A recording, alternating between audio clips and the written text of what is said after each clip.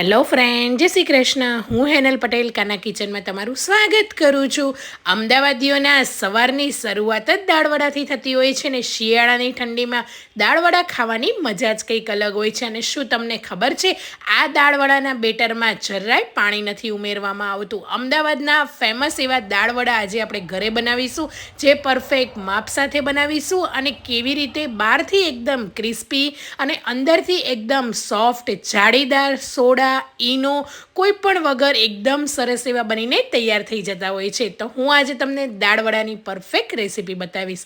અમદાવાદના ફેમસ દાળવડા બનાવવા માટે અહીંયા મગની 2 કપ દાળ લેવાની છે. ફોતરાવાળી જ દાળ લેવાની છે, એ વાતનું ખાસ ધ્યાન રાખવાનું છે, કેમ કે મગની ફોતરાવાળી દાળના જ અમદાવાદના દાળવડા બનતા હોય છે અને આનો ટેસ્ટ જ અલગ આવતો હોય છે. મેં અહીંયા ઓવરનાઇટ માટે પલાળી દીધી છે, જેથી દાળ એકદમ સરસ રીતે ફૂલી ગઈ છે અને એના ફોતરા અલગ થઈ ગયા છે. હવે આપણે આ દાળમાંથી 80 થી 90% જેટલા ફોતરા આપણે કાઢી લેવાના છે. તો 4 થી 5 પાણીથી ધોશો એટલે એના ફોતરા એકદમ સરસ રીતે નીકળી જશે. તો તમે જોઈ શકો છો, બસ 10% જેટલા જ ફોતરા રાખવાના છે. ફોતરાનું પ્રમાણ થોડું ઓછું રાખવાનું છે. જો તમે ફોતરા આમાં વધારે રાખશો તો તમારા દાળવડા કાળા થઈ જશે, અને જો ફોતરાનું પ્રમાણ ઓછું રાખશો એકદમ, તો દાળવડાનો ટેસ્ટ પણ નહીં આવે. એટલે થોડા એવા 10% જેટલા ફોતરા આપણે રાખવાના છે. હવે આ રીતે મિક્સર જારની અંદર પાણી વગર જ આ બેટરને પીસવાનું છે. બધું જ પાણી નિતારી લેવાનું છે અને એ પછી 1 થી 2 વાર પલ્સ મોડ પર પીસીશું એટલે એકદમ સરસ એવો દાણેદાર બેટર તૈયાર થઈ જશે. આ બેટર જરાય સ્મૂથ નથી કરવાનું. તમે જોઈ શકો છો, હું બતાવું છું, દાળના દાણા ક્યાંક ક્યાંક આખા આવતા હોય છે અને થોડું એવું જ મેશ કરવાનું છે.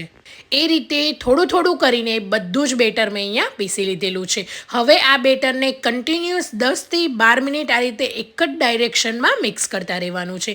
આ રીતે કરવાથી દાળવડાના બેટરમાં હવા ભરાશે અને એકદમ ફ્લફી બનશે, બહારથી એકદમ ક્રિસ્પી અને અંદરથી સોફ્ટ બનીને તૈયાર થઈ જશે. બેટર તમે જોઈ શકો છો, આપણે જે બેટર લીધું હતું એનાથી બેટર ડબલ થઈ ગયું છે અને એકદમ તમે મિક્સ કરશો, જ્યારે હલાવશો ત્યારે ખબર પડશે કે એકદમ હળવું પણ થઈ ગયું છે. તો આ રીતનું ફ્લફી બેટર રાખવાનું છે. આની અંદર કોઈ ચણાનો લોટ, ચણાની દાળ કંઈ જ નથી એડ કરવાનું. ફક્ત મગની દાળમાંથી જ આપણે બનાવીશું. બેટરમાં તમે જોઈ શકો છો, એકદમ નાની નાની જાળી દેખાવા માંડી છે.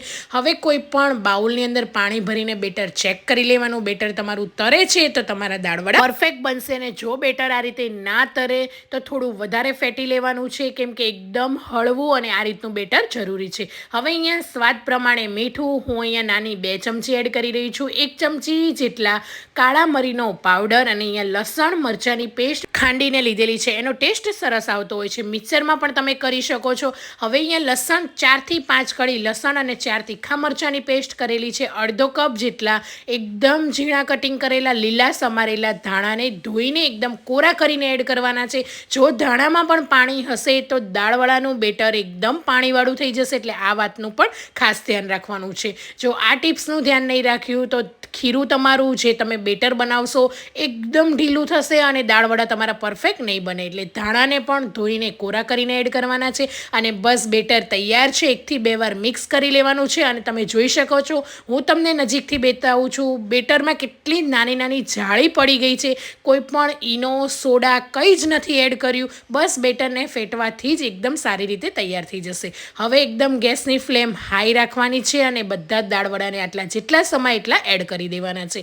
તો આ રીતે પેનની અંદર દાળવડાને એડ કરવાના છે અને તમે જોઈ શકો છો કે ગેસની ફ્લેમ હાઈ રાખીને જ એડ કરવાના છે. એકદમ બધા જ ઉપર જ દાળવડા તરશે અને એ પછી આપણે આ રીતે પલટાવીને એકદમ ગોલ્ડન બ્રાઉન કલરના થાય ત્યાં સુધી તળી લેવાના છે ને એકદમ ઇઝી પ્રોસેસ છે. જો આ રીતે તમે એકવાર બનાવી લીધા ઘરે, તો અમદાવાદના ફેમસ દાળવડા જે મળે છે એવા જ બનીને તૈયાર થઈ જશે. તો જો એકદમ સરસ એવો કલર આવી જાય એ પછી ગેસની ફ્લેમ લો કરી દેવાની, જેથી અંદરથી પણ સારી રીતે દાળવડા કૂક થઈ જાય. આ રીતે ફેરવીને ચડવી લેવાના છે. અને આ રીતે દાળવડાની અંદર કોઈ પણ અમદાવાદમાં ચટણી કે કોઈ પણ કઢી નથી આપવામાં આવતી. બસ આ રીતે તીખા લીલા મરચાં અને ડુંગળી સાથે સર્વ કરવામાં આવતા હોય છે. તો આ રીતે મરચાં પણ જોડે તળી લેવા, જેથી દાળવડા ખાવાની મજા જ અલગ આવતી હોય છે. તો આ રીતે ગોલ્ડન કલરના થાય એટલે આપણે તેલમાંથી કાઢી લેવાના છે. તો તમે જોઈ શકો છો એકદમ સરસ એવા બન્યા છે.